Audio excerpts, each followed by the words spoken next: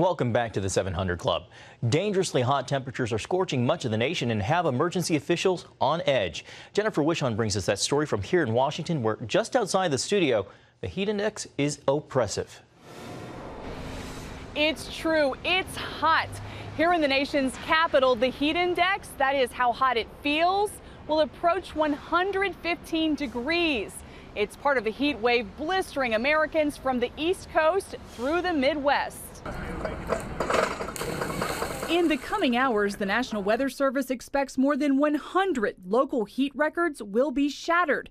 And get this, most of those will be at night, as temperatures hover in the upper 70s to 80s in many areas overnight. It is too hot to be standing here. From Chicago to Philly, Charleston to Syracuse, triple digits are expected the next few days, with heat indexes peaking around 110 degrees, creating a potentially deadly situation. The heat is really something that can suffocate you. According to the Centers for Disease Control, extreme heat kills more than 600 people each year. Cities like Chicago are activating extreme weather plans and asking citizens to look out for their neighbors. This means that if you have a neighbor who is vulnerable, who is elderly, who is sick or otherwise infirm, please make a special effort to check on them over these next few days. Also, the mayor implores, don't leave your kids in the car. If you stumble upon something like that,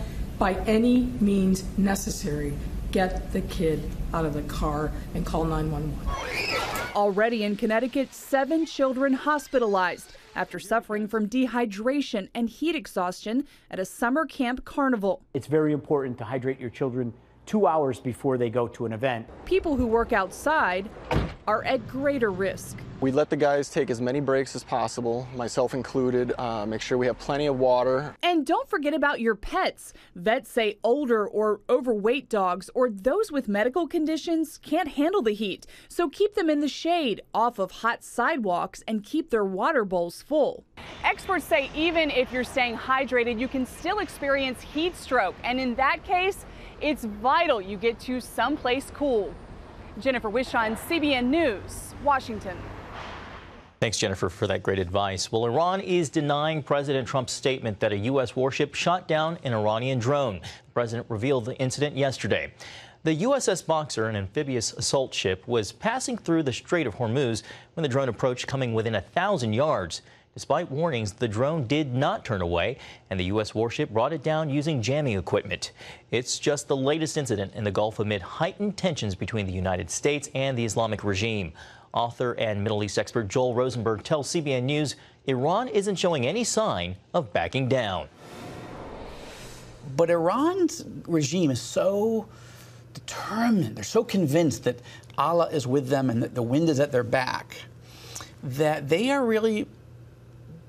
at risk of miscalculating and seeing the United States and maybe some of our allies punch them in the nose very, very hard. Iran announced just last week that it's begun violating terms of the 2015 nuclear agreement. Secretary of State Mike Pompeo has announced the creation of the International Religious Freedom Alliance, which will make the issue of religious persecution a top priority for countries around the world. The announcement came at the end of the Trump administration's annual Ministerial on Religious Freedom.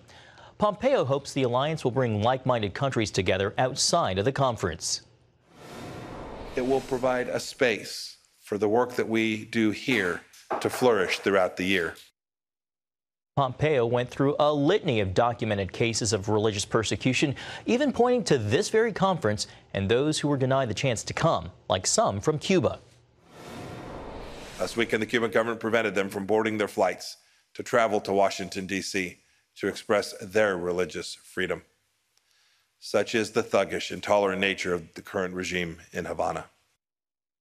Pompeo also singled out other offending countries like China, saying he hopes people everywhere realize the efforts to protect religious freedom are just getting started.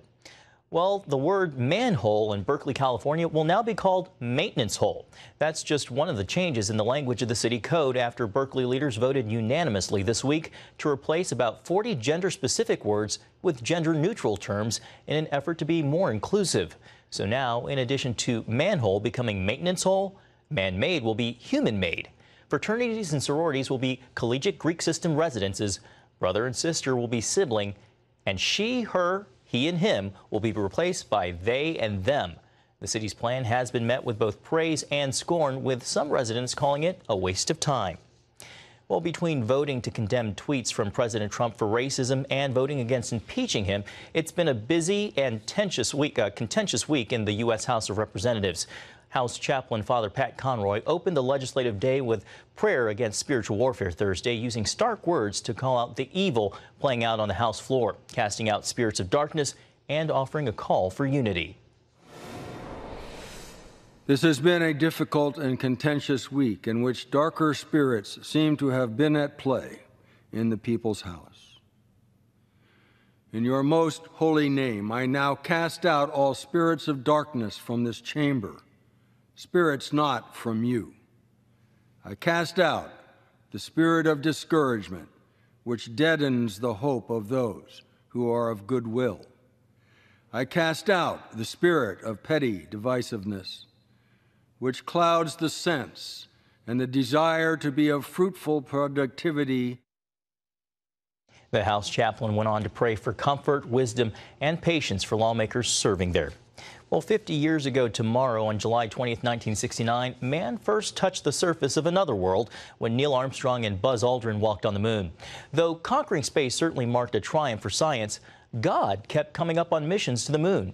CBN's Paul Strand brings us that often untold part of the story. Getting to and landing on the moon may have been one of mankind's greatest accomplishments, but the astronauts who reached it didn't leave God out of the picture. Historian William Federer points to the Apollo 11 moonwalkers. Before they get out of the lunar module, they have a moment of silence, and Buzz Aldrin celebrates communion. He pours the grape juice in 1/6 gravity, and it does a slow little circle, and he reads John 15, I'm the vine, you are the branches, and he takes bread that was partly consumed at the communion service before he launched. He saved a piece of the bread, and he celebrated communion. So the first items that were consumed on the moon was communion. The world didn't hear it because a famous atheist had given NASA grief over Apollo 8 astronauts publicly reading from the Bible. Madalyn Murray O'Hair had threatened to sue because Apollo 8 had mentioned God. They read from the book of Genesis. In the beginning, God created the heaven and the earth. As Apollo 11 headed back to Earth, Buzz Aldrin said this to a listening world. Reflecting on the events of the past several days, a verse from Psalms comes to mind. When I consider the heavens, the work of thy fingers, and the moon and the stars, which thou hast ordained, what is man that thou art mindful of him? 9 months later, when an accident on board Apollo 13 might have doomed its 3 astronauts to die in space, much of the planet turned to God. President Nixon calls the nation to pray. And they have prayer on the Chicago Board of Trade and the Vatican and the Wailing Wall all around the world. Lord, your astronauts will come back safe. Apollo, this is recovery, over. For the one flight at this time, the 3 chutes are displaced in the water. The exploration of space has been hazardous adventure. The voyage of Apollo 13 dramatized its risks. With the crew alive and back on Earth, mankind thanked God. President Nixon has a national day of Thanksgiving to celebrate this. One of the last Apollo flights featured Mission Control's Charles Duke getting to walk on the moon. He spoke of it later. I used to think that, I'm paraphrasing, going to the moon would be the greatest achievement. He says, but my walk with Jesus is more memorable because it's an everyday affair. So just a fascinating faith that Charles Duke had, plus all the astronauts. Jim Irwin became, Apollo 15 became an evangelical minister, and Apollo 14 left a microfilm copy of the King James Bible on the moon. It's interesting how many of those men who flew far into the heavens couldn't get the God of heaven out of their thoughts. Paul Strand, CBN News, Washington. Thanks, Paul. Gordon, I'll admit that while I knew about the astronauts reading scripture, I did not know about that bit about communion. It is wonderful news that the first act on the moon was to take communion. What a wonderful thing. We need prayer in America today. We need to return to that. You saw the prayer on the floor of the Congress. Let's join that prayer, and let's join in. Let's drive these things out. There are spiritual forces loose in America today. The great news is that we have authority over them. And so let's take that authority.